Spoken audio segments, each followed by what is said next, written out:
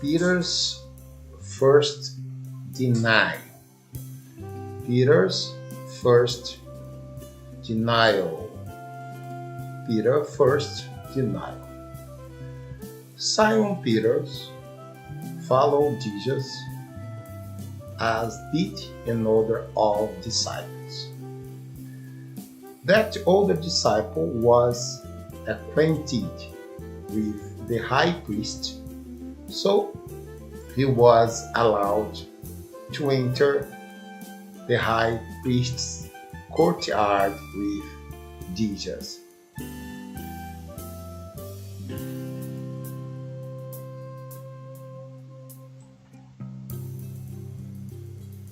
Peter had to stay outside the gate. Then the disciple who knew the high priest spoke to the woman watching at the gate, and she let Peter in. The woman asked Peter, "You are not one of that man's disciples, are you?" "No," he said, "I'm not." Because it was cold, the household servants and the guards had made a charcoal fire.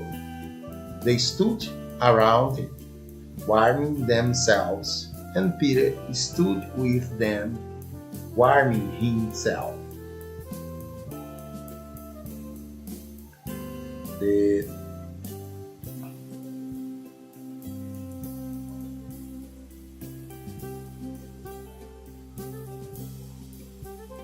The high priest questions Jesus.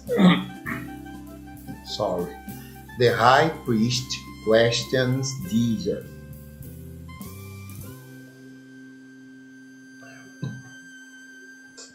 Inside, the high priest began asking Jesus about his followers and what he had been teaching. Jesus replied, "Everyone knows what I teach. I have preached regularly in the synagogues and the temple, where the people gather. I have not spoken in secret. Why are you asking me this question? Ask those who heard me, that know what I said."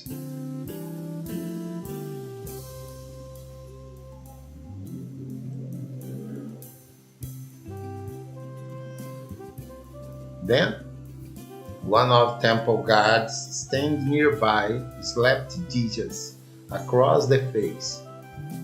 "Is that the way to answer the high priest?" he demanded. Jesus replied, "If I said anything wrong, you must prove it. But if I'm speaking the truth, why are you beating me?" Then Annas bound Jesus and sent him to Caiaphas, the high priest. John chapter 18. Psalms 119. Psalms 119. Oh, how I love your instructions. I think about them all day long. Your commandments make me wiser than my enemies, for they are my constant guide. Yes, I have more insight than my teachers, for I am always thinking of your laws. I am even wiser than my elders, for I have kept your commandments. I have refused to walk on any evil path, so that I may remain obedient to your word. I haven't turned away from your regulations for you have taught me well. How sweet your words taste to me. They are sweeter than honey. Your commandments give me understanding. No wonder I hate every false way of life. Your word is a lamp to guide my feet, and a light for my path. I've promised it once, and I will promise it again.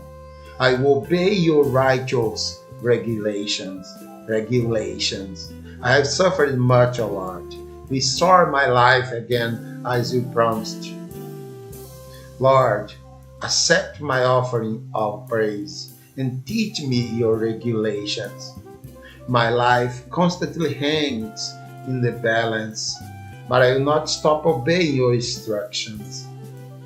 The wicked have set their traps for me, but I will not turn from your commandments. Your laws are my treasure. They are my heart's delight. I am determined to keep your decrees to very end.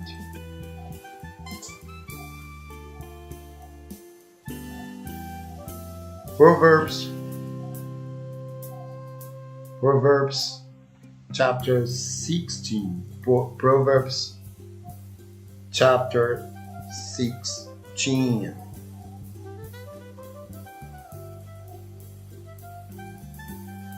Better to have little with godless than to be rich and dishonest.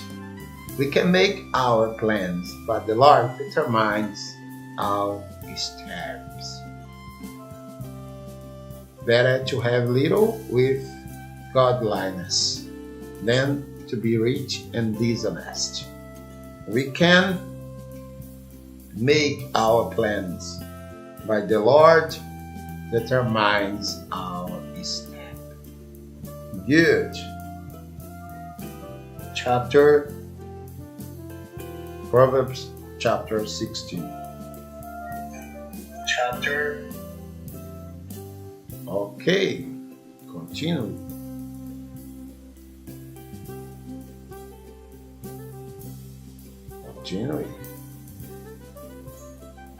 Okay.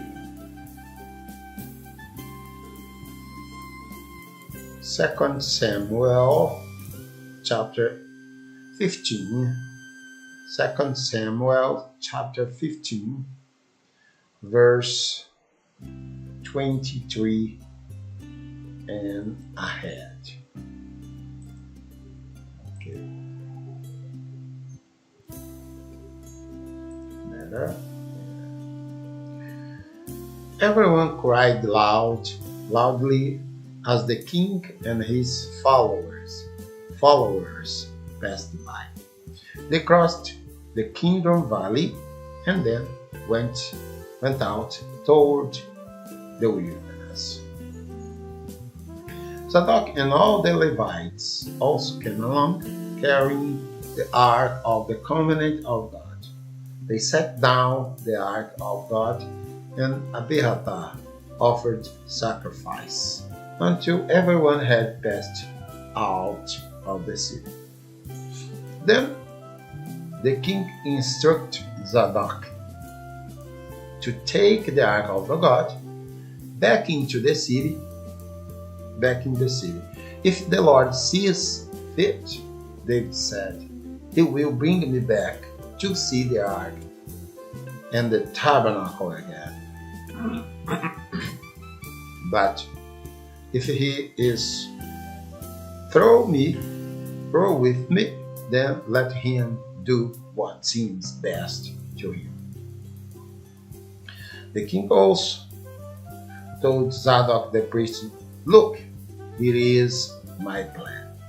You and Abiathar should return quietly to the city with your son Ahimaaz and Abiathar's son Jonathan.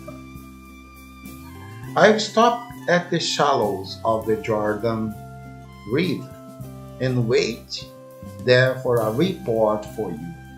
So Zadok and Abiathar took the ark of the God back to the city and stayed there. They walked up the road to the Mount of Olives, weeping as he went. His head was covered, and his feet were bare, as a sign of mourning.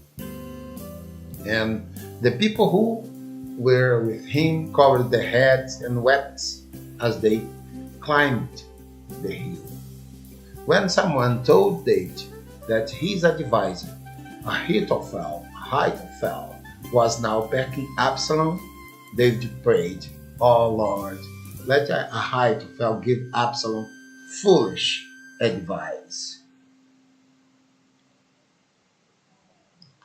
When David reached the summit of the Mount of Olives, where people worshiped God, Hushai and Archite was waiting there for him.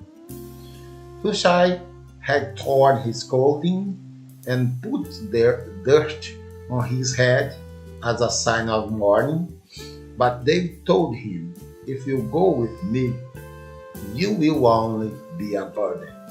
Return to Jerusalem and tell Absalom, I will now be your advisor, O king, just as I was your father's advisor in the past. Then you can frustrate and counter Ahithophel's advice. Zadok and Abiathar, the priests, will be there. Tell them about the plans being made in the king's palace, and they will send their son Ahimaaz and Jonathan to tell me what is going on. So David's friend Hushai returned to Jerusalem, getting there just as Absalom arrived.